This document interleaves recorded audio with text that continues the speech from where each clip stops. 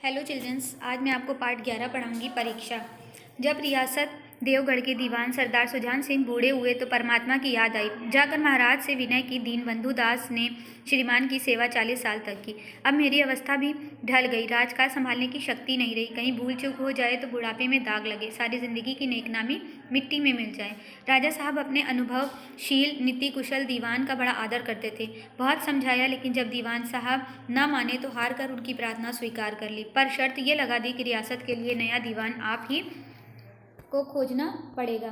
एक दिन देश के प्रसिद्ध पत्रों में ये विज्ञापन निकला कि देवगढ़ के लिए एक सुयोग्य दीवान की ज़रूरत है। जो सज्जन अपने को इस पद के योग समझें, वे वर्तमान दीवान सरदार सुजान सिंह की सेवा में उपस्थित हो। ये ज़रूरी नहीं कि वे ग्रेजुएट हो, मगर हष्टपुष्ट होना आवश्यक है।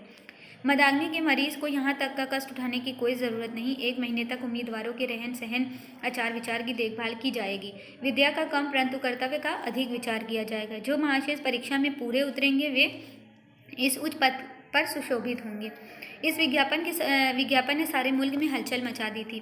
वो ऐसा ऊंचा पद और किसी प्रकार की कैद नहीं, केवल नसीब का खेल है। सैकड़ों आदमी अपना अपना भाग परखने के लिए चल खड़े हुए। देवगढ़ में नए नए और रंग बिरंगे मनुष्य दिखाई देने लगे। प्रत्येक रेलगाड़ी से उम्मीदवारों का एक मेला सा उतरता। कोई पंजाब से चला आता था, कोई मद्रास से, कोई नए फैशन का प्रेमी, कोई पुरानी सादगी पर मिटा हुआ। पंडितों और मौलवियों को भी अपने अपने भाग की परीक्षा करने का अवसर मिला। बेचारे सनत के नाम पर रोया करते थे, यहाँ उनकी कोई ज़रूरत नहीं थी। रंगीन इमामे, चोंगे और नाना प्रकार के अंगरखे और कंटोप देवगढ़ में अपनी सज-धज दिखाने लगे, लेकिन सबसे विशेष संख्या ग्रेजुएटों की थी, क्योंकि सनत की कैद न होने पर भी सनत से पर्दा तो ढका रहता था। सरदार सुजान सिंह ने इन महानुभावों के आदर सत्कार का बड़ा अच्छा प्रबंध कर दिया था। लोग अपने अपने कमरों में बैठे हुए रोजेदार मुसलमानों की तरह महीने के दिन गिना करते थे। हर व्यक्ति अपने जीवन की अपनी बुद्धि के अनुसार अच्छे रूप में दिखाने की कोशिश करता था। मिस्टर आर 9 बजे दिन तक सोया करते थे। आजकल वे बगीचे में टहलते हुए उषा का दर्शन करते थे। मिस्टर बा को हुक्का पीने की लत थी, पर आजकल बहुत रात गए किवाड़ बंद करके अंधेरे में सिगार पीते थे। मिस्टर दा, सा और जा से उनके घरों पर नौकरों की नाक में दम था, लेकिन ये सज्जन आजकल आप और जनाब के बगैर नौकरों से बातचीत नहीं करते थे। महाराज का नास्तिक थे, अक्सले के उपासक, मगर आजकल उनकी धर्मनिष्ठा देखकर मंदिर के पुजारी को पदयुक्त हो जाने की शंका लगी रहती थी। मिस्टर ला को किताबों से घृणा थी, परंतु आजकल वे बड़े बड़े ग्रंथ देखने में डूबे रहते थे। जिससे बात की जाए वही नम्रता और सदाचार का देवता बना मालूम देता था। शर्मा जी बड़ी रात से ही वेद मंत्र पढ़ने लगते थे। मौलवी साहब को नमाज और तिलावत के सिवा और कोई काम न था। लोग समझते थे कि 1 महीने का झंझट है, किसी तरह काट लें, कहीं कार्य सिद्ध हो गया तो कौन पूछता है। लेकिन मनुष्य का वह बूढ़ा जौहरी आड़ में बैठा हुआ देख रहा था कि इन बगलों में हंस कहाँ छुपा हुआ है। एक दिन नए फैशन वालों को सूझी कि आपस में हॉकी का खेल हो जाए।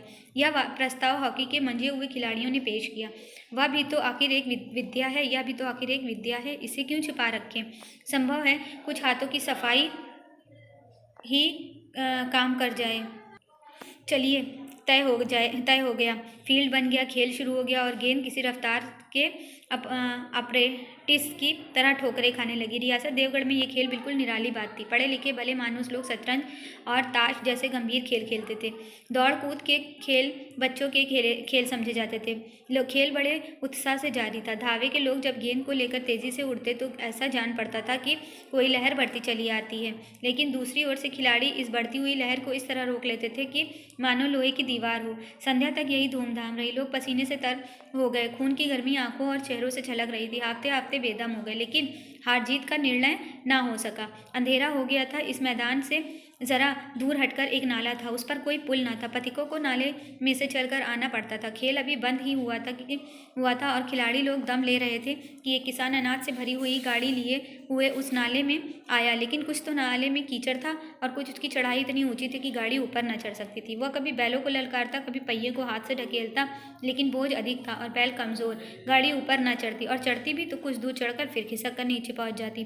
किसान बार बार जोर लगाता और बार बार झुंझलाकर बैलों को मारता, लेकिन गाड़ी उभरने का नाम न लेती। बेचारा इधर उधर निराश होकर ताकता, मगर वहाँ कोई नजर ना आता। गाड़ी को अकेले छोड़कर कहीं जा भी ना सकता था, बड़ी विपत्ति में फंसा हुआ था। इसी बीच खिलाड़ी हाथों में डंडे लिए घूमते घामते उधर से निकले। किसान ने उनकी तरफ सहमी हुई आंखों से देखा, परंतु किसी से मदद मांगने का साहस न हुआ। खिलाड़ियों ने भी उसको देखा, मगर बंद आंखों से, जिनमें सहानुभूति ना थी, उनमें स्वार्थ था, मत था, मगर उदारता और भाईचारे का नाम भी ना था। लेकिन उसी समूह में एक ऐसा मनुष्य था जिसके हृदय में दया थी, साहस था। आज हॉकी खेलते समय उसके पैरों में चोट लग गई थी, लंगड़ाता हुआ धीरे धीरे चला आता था। अकस्मात उसकी निगाह गाड़ी पर पड़ी, ठिठक गया। उसे किसान की सूरत देखते ही सब बातें ज्ञात हो गईं। डंडा एक किनारे रख दिया, कोट उतार डाला और किसान के पास जाकर बोला, मैं तुम्हारी गाड़ी निकाल दूं? किसान ने देखा, एक घटे हुए बदन का लंबा व्यक्ति सामने खड़ा है। झुककर बोला, हुजूर मैं आपसे कैसे कहूँ? युवक ने कहा, मालूम होता है तुम यहाँ बड़ी देर से फंसे हुए हो।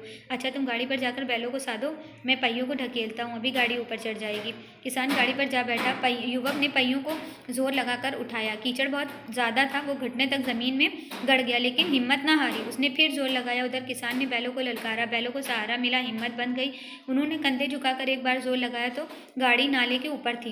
किसान युवक के सामने हाथ जोड़कर खड़ा हो गया, बोला, महाराज आपने आज मुझे उबार लिया, नहीं तो सारी रात यहीं बैठना पड़ता।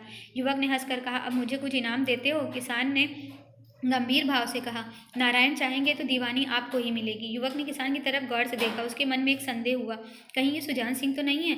आवाज़ मिलती है, चेहरा मोहरा भी वही लगता है। किसान ने भी उसकी ओर तीव्र दृष्टि से देखा, शायद उसके दिल के संदेह को भाप गया। मुस्कुरा कर बोला, गहरे पानी में बैठने से ही मोती मिलता है। महीना पूरा हुआ और चुनाव का दिन आ पहुंचा। उम्मीदवार लोग प्रातःकाल से अपनी अपनी किस्मत का फैसला सुनने के लिए उत्सुक थे। दिन काटना पहाड़ हो गया। प्रत्येक के चेहरे पर आशा और निराशा के रंग आते जाते थे। नहीं मालूम आज किसके नसीब जागेंगे, न जाने किस पर लक्ष्मी की कृपा दृष्टि होगी।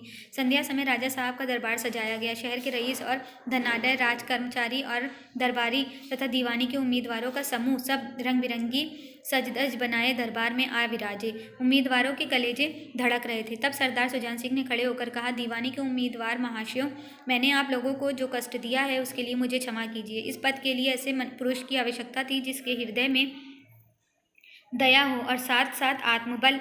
हृदय वो जो उदार हो, आत्मबल वो जो विपत्ति का वीरता के साथ सामना करे। और इस रियासत और के सौभाग्य से हमको ऐसा पुरुष मिल गया। ऐसे गुण वाले संसार में कम हैं, और जो हैं वे कीर्ति और मान के शिखर पर बैठे हुए हैं। उन तक हमारी पहुँच नहीं। मैं रियासत को पंडित जानकीनाथ सा दीवान पाने पर बधाई देता हूँ। रियासत के कर्मचारियों और रईसों ने जानकीनाथ की तरफ देखा। उम्मीदवार दल की आंखें उधर उठी, मगर उन आंखों में सत्कार था, इन आंखों में ईर्ष्या। सरदार साहब ने फिर फरमाया, आप लोगों को ये स्वीकार करने में कोई आपत्ति ना होगी कि जो पुरुष स्वयं जख्मी होकर एक गरीब किसान की भरी हुई गाड़ी को दलदल से निकालकर नाले के ऊपर चढ़ा दे, उसके हृदय में साहस, आत्मबल और उदारता का वास है। ऐसा आदमी गरीबों को कभी न सताएगा। उसका संकल्प दृढ़ है। जो उसके चित्त को स्थिर रखेगा, वह चाहे धोखा खा जाए, परंतु दया और धर्म से कभी न हटेगा।